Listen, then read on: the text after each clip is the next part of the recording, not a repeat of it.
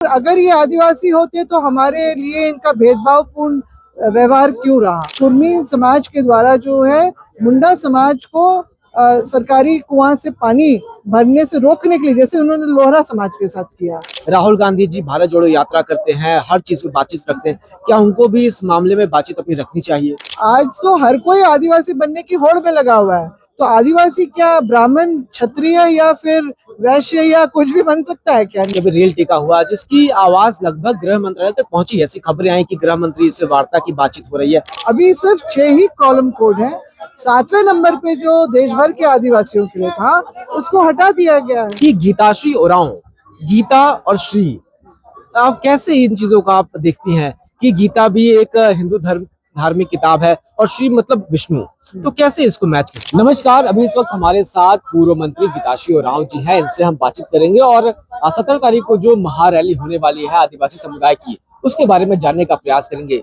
Madam, आदिवासी संगठन अपने स्तर पे सारा आंदोलन कर रहे हैं, लेकिन अभी भी लोगों के मन में ये सवाल है कि जो राजनीतिक पार्टियां हैं, जो पॉलिटिकल डिस्कोर्स है, वो कहाँ पर खुद को पा रहा है। आप बताइए कि जो पार्टियां हैं, कांग्रेस है, बीजेपी है, जेएमएम है, ये पार्टियां खुद को कहाँ दिख रही हैं? आप कैसे दिख रही हैं इनके स्टैंड को? नहीं, देखिए, ये सोच रहे हैं कि सामाजिक मुद्दा है, सामाजिक जूझे भिड़े, ये कहीं ना कहीं संदेश हम लोग को इनकी तरफ से मिल रहा है। और जो ऐसे तो संवैधानिक प्रक्रिया में इनके सारे दावे खारिज होते चले गए हैं, मगर फिर भी जो एक माहौल को सुधारने की कहीं पर प्रयास होना चाहिए था, शायद वो नहीं हो पा रहा है। मगर अभी हाल में ही मेरे ख्याल से 4-5 दिन पहले पेपर में आया था कि कार्मिक राजभाषा प्रशासनिक विभाग के द्वारा फिर से जो है रिपोर्ट को मांगा जा रहा है, अद्यतन रिपोर्ट मांगी जा रही है, जो 2022 में खारिज होने के बाद से इनका रेल रोको वाला अभियान शुरू हुआ था। तो प्रक्रिया जो है सरकार की तरफ से तो नहीं दिख रही है कोई विशेष हम लोगों को, ना ही राजनीतिक पार्टियों की तरफ से कुछ खिल के आ रहे हैं। कुछ एक लोग ही जो आए हैं, गिने चुने लोग आए हैं।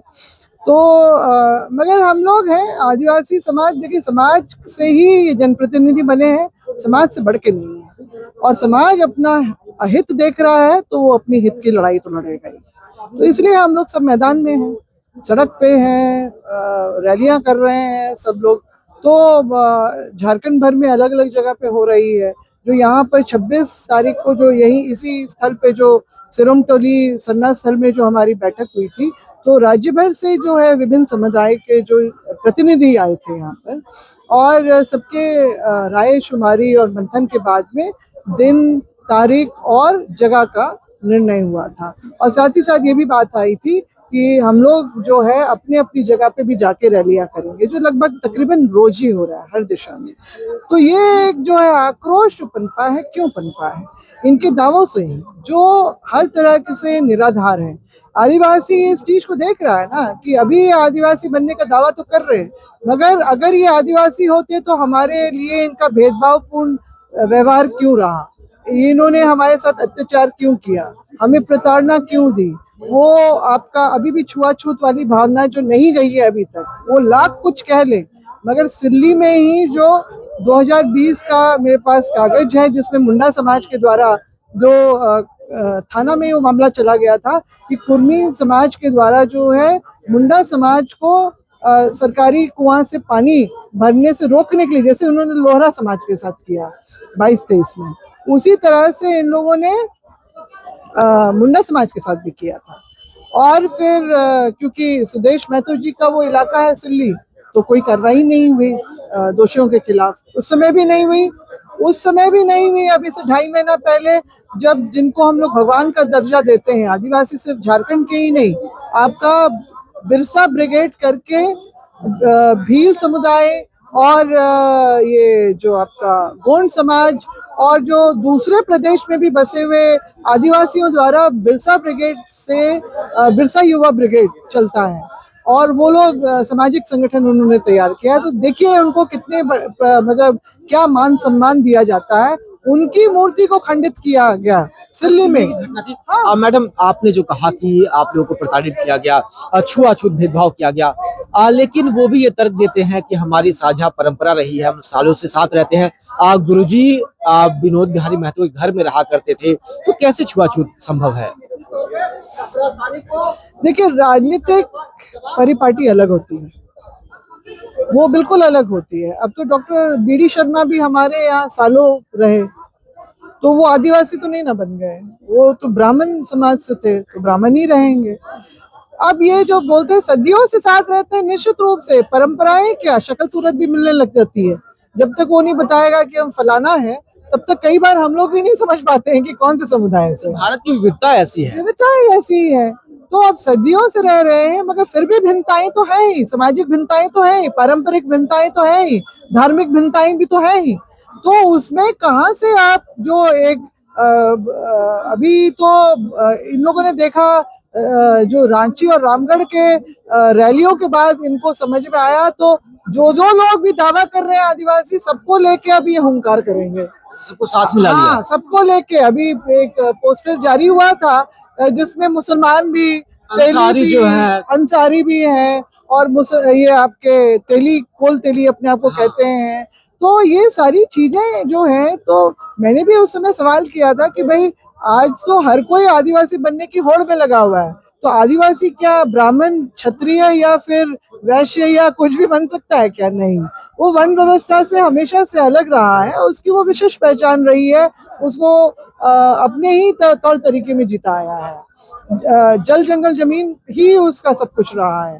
तो ये हमारा आदिवासी दर्शन जो है, वो दूसरों की समझ में आता नहीं है। अब वो बोलेंगे कि अब ये जैसे बोलते हैं डहरे करम, डहरे करम मतलब डहर मतलब रास्ता, मगर हमारा कर्म तो अखड़ा में होता है, हमारे सरना में होता है। तो ये क्यों नहीं, अब ये मंदिर में तो जाके डहरे कर्म करेंगे क्या? या मतलब बेसिकली तो डहरे कर्म सड़क पे वाला ही बात हुआ।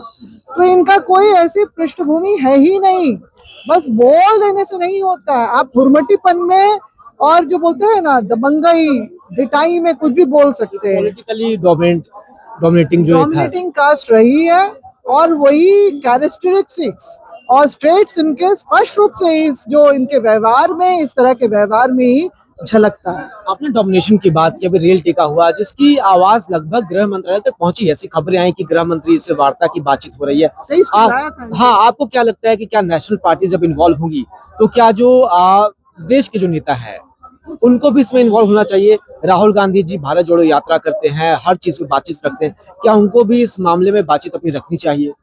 निश्चित रूप से वहां तक बात, क्योंकि वो भी बहुत बिजी रहते हैं, उनसे मुलाकात नहीं हो पाई है, मगर हम लोग जरूर उनका भी दरवाजा खटखटाएंगे कि उनको भी इस तरह की परिस्थितियों की जानकारी होनी चाहिए।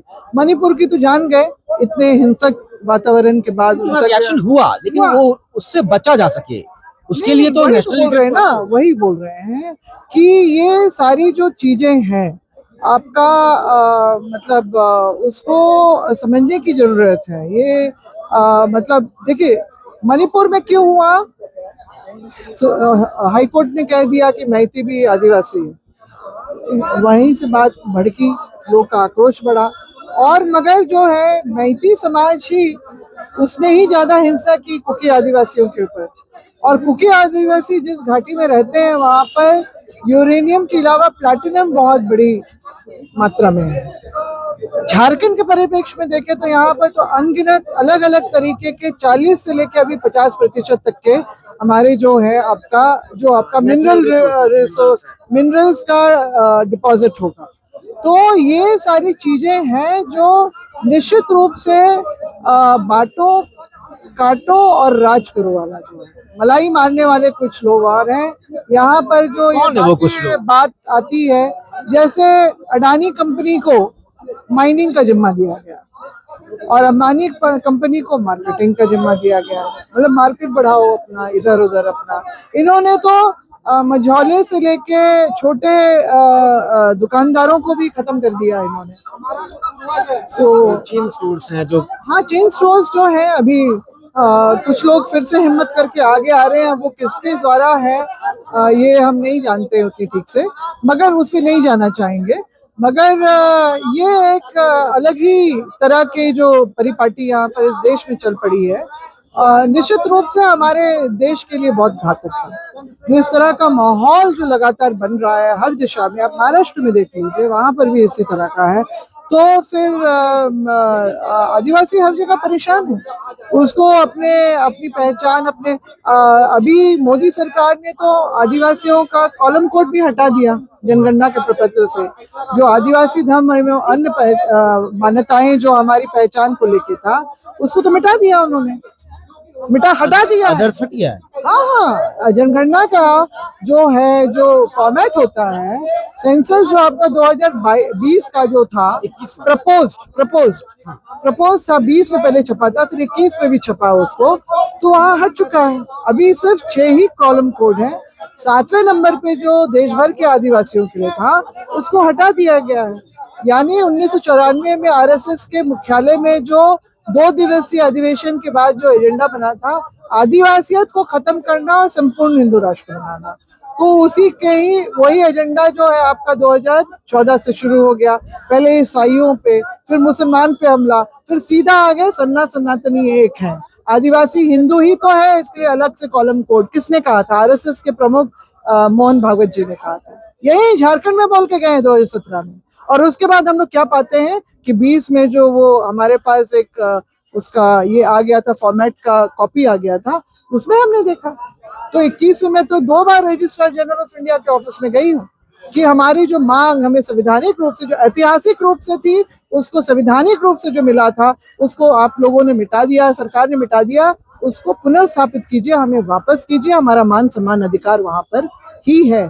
क्योंकि देखिए, सेंसस सिर्फ ये नहीं कि सर की गिनती हो रही, उस गिनती के हिसाब से आपके अलग अलग समुदाय का जो आंकड़ा बनेगा, उसका प्रतिशत बनता है, बजट वो उसके हिसाब से नीति निर्धारण होता है, योजनाएं बनती है उस समुदाय के लिए।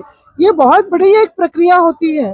और 10 साल का डिस्कोर्स डिसाइड करता है। एक जब आप इन विषयों पे बात करती हैं तो कुर्मी समुदाय के द्वारा ये कहा जाता है कि गीताश्री ओरांव, गीता और श्री, आप कैसे इन चीजों का आप देखती हैं कि गीता भी एक हिंदू धार्मिक किताब है और श्री मतलब विष्णु, तो कैसे इसको मैच करती हैं आप?